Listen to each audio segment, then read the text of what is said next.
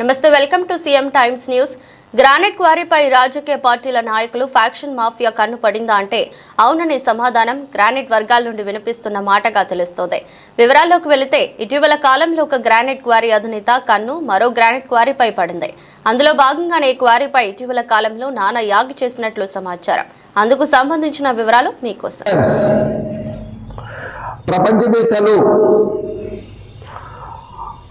Oil, ముడిసమురు, ఆర్థిక వనరుల కోసం యుద్ధాలు చేస్తుంటే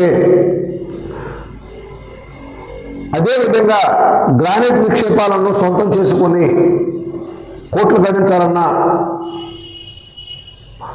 కొంతమంది దురాలోచనే గ్రానైట్ పరిశ్రమలో గోడలకు దారి తీస్తున్నట్లుగా జరుగుతున్న సంఘటనలు బట్టి తెలుస్తుంది. వివరాలకు వెళితే ఇటీవల కాలంలో ఒక గ్రానైట్ క్వారీకి సంబంధించి పెద్ద ఎత్తున అడవుడు జరుగుతున్న సంగతి మనందరికీ తెలిసిన సంగతే. అయితే ఈ గొడవల వెనుక, ఈ అవినీతి ఆరోపణల వెనుక లోతైన విషయం దాగి ఉందన్నదన్న ప్రచారం కూడా జరుగుతూ ఉంది. ఇందులో కొంత భూమిపై కన్నేసిన కొంతమంది పెద్దలు దాన్ని సొంతం చేసుకునే ఎత్తుగడలో భాగంగానే ఈ అవినీతి ఆరోపణలు చేస్తున్నట్లు వెలుగు చూస్తుంది. చేమకుర్తి మండలం రామతీర్థంలో ప్రపంచ ప్రఖ్యాతిగాంచిన బ్లాక్ గెలాక్సీ గ్రానైట్ నిక్షేపాలు కలవు. మొత్తం దాదాపు 50 నుంచి 65-70 లోపు గ్రానైట్ క్వారీలు ఉండగా అందులో కొన్ని మాత్రమే మంచి నిక్షేపాలతో రన్నింగ్లో ఉన్నాయి. మిగతా క్వారీలు కొన్ని మూతపడి ఉండగా మరికొన్ని కొట్టుమిట్టాడుతూ ఉన్నాయి. అయితే ఇదే క్రమంలో ఒక మంచి గ్రానైట్ క్వారీ ఉన్న ఒక క్వారీపై కొంతమంది గ్రానైట్ పరిశ్రమలో ఉన్నవారే అందులో కొంత భూభాగాన్ని శోధనం చేసుకొని గ్రానైట్ నిక్షేపాలు తీయాలన్న ఒక ప్రణాళికలో భాగంగానే ఈ వివాదానికి కారణంగా తెలుస్తుంది. అయితే గతంలో ఈ విధంగా జరిగిన దాఖలాలు చాలా ఏళ్ల క్రితం జరిగితే ప్రస్తుతం అదే ఫార్ములా ఇప్పుడు కొనసాగుతున్నట్లుగా జరుగుతున్న సంఘటనలు బట్టి తెలుస్తుంది. గతంలో జమ్మూ గ్రానైట్ క్వారీపై వివాదం జరిగి కొంతమంది రాత్రికి వచ్చి అక్కడ ఉన్న మ్యాగజైన్ బాక్స్ను ధ్వంసం చేసిన సంఘటన కలదు. ఆ తర్వాత విక్టోరియా క్వారీపై అప్పటి ప్రజాప్రతినిధులు దాడి చేసి అందులో ఉన్న స్టాఫ్ను మొత్తాన్ని బయటికి పంపించేసి వీళ్ళు కొన్నాళ్ళ పాటు ఆక్రమణలో ఆ క్వారీ ఉన్నది. అదేవిధంగా చెప్పుకుంటూ పోతే యాపిల్ గ్రానైట్లోను కర్నూలు ఫ్యాక్షనిస్టులు వచ్చి ఒంగోలు మకామేసి సెటిల్మెంట్లు చేసిన చరిత్ర అయితే ఉన్నది. అదేవిధంగా మరికొన్ని ఫ్యాక్టరీలు, మరికొన్ని క్వారీలు కూడా కలవు. అయితే చాలా సంవత్సరాల తర్వాత మళ్ళీ ఇప్పుడు అదే రిపీట్ అవుతున్నట్లుగా తెలుస్తుంది. గత ప్రభుత్వ హయాంలో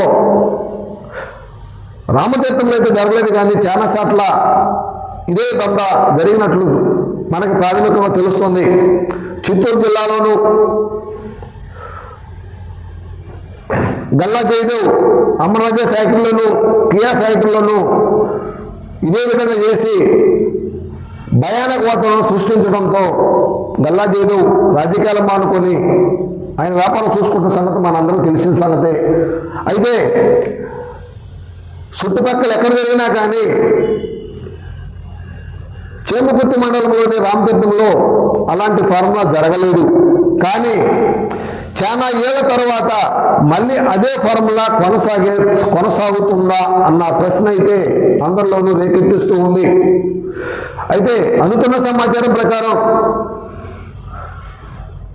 ఇటీవల చర్చల్లో ఉన్న ఒక గ్రానైట్ ఫ్యాక్టరీ సంబంధించి దాంట్లో 4 ఎకరాలు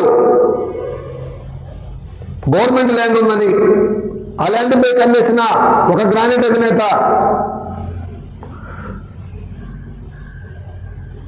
వెనక ఉండి ఇదంతా నడుపుతున్నారన్న ప్రచారం అయితే కోడే కూస్తూ ఉంది. ఏదేమైనా గతంలో ఉన్న ఫ్యాక్షన్లను ముఖ్యమంత్రి చంద్రబాబు నాయుడు సమర్థవంతంగా ఎదుర్కొని నిర్మూలించిన చరిత్ర మనం అందరం తెలిసిన సంగతే. అయితే నేడు జరుగుతున్న పరిస్థితులు చూస్తుంటే అదే ఫార్ములా కొనసాగనుందా అన్న చర్చ అయితే జోరుగా ప్రచారంలో ఉంది. ఇటీవల కాలంలో ఈ సంఘటన గ్రాండ్ పరిశ్రమల వర్గాల్లో ఒక భయానక వాతావరణాన్ని సృష్టించిందని చెప్పాలి. ఈ క్రమంలో అసలు వివాదానికి మూల కారణం ఏందని వెలుగు చూస్తే దీని వెనక ఎంత కథ జరుగుతున్నట్లుగా ఆలస్యంగా వెలుగు చూసింది. ఏదేమైనా గ్రానైట్ పరిశ్రమల్లో గతంలో చాలా సంవత్సరాల తర్వాత మళ్ళీ ఇలాంటి ఫార్ములా కొనసాగటం ఒకంత ఇక్కడ పరిశ్రమల వర్గాల్లో అయితే ఆందోళన. దీనిపై ముఖ్యమంత్రి నారా చంద్రబాబు నాయుడు దృష్టి పెట్టి జరుగుతున్న వాటిపై దృష్టి సాధించి దిద్దుబాటు చర్యలు తీసుకోకపోతే గ్రానైట్ పరిశ్రమల్లో చాలా మంది కూడా అభద్రతా భావంతో ఉండి క్వారీలు మూతపడే అవకాశాలు అయితే కూడా కనిపిస్తూ ఉంది. ఏదేమైనా గ్రానైట్ పరిశ్రమలను కాపాడుకొని ప్రభుత్వ రాబడికి సేంద్రియ రూపంలో ప్రభుత్వానికి కోట్ల రూపాయల రాబడి వస్తూ ఉంది. ఇప్పటికే ప్రభుత్వం ప్రైవేట్ సంస్థ ఏఎంఆర్కి అప్పచెప్పి అంతా కూడా సేంద్రియ వసూలు చేస్తున్న సంగతి మనందరికీ తెలిసిన సంగతే. ఇలాంటి క్రమంలో ఇలాంటి అవినీతికి అక్రమాలకి తావులేదనేది కూడా ఒక వాదనగా తెలుస్తూ ఉంది. ఏదేమైనా ముఖ్యమంత్రి చంద్రబాబు నాయుడు ఇక్కడ జరుగుతున్న పరిస్థితులపై క్షుణ్ణంగా స్పష్టమైన విచారణ చేపట్టి లోతుగా దిద్దుబాటు చర్యలు తీసుకునే వల్ల ఇక్కడ పరిశ్రమలు స్తంభించిపోయి జిల్లా ఆర్థికంగా ఇబ్బందులు పడే అవకాశాలు ఉంది. కనుక ప్రభుత్వం ఈ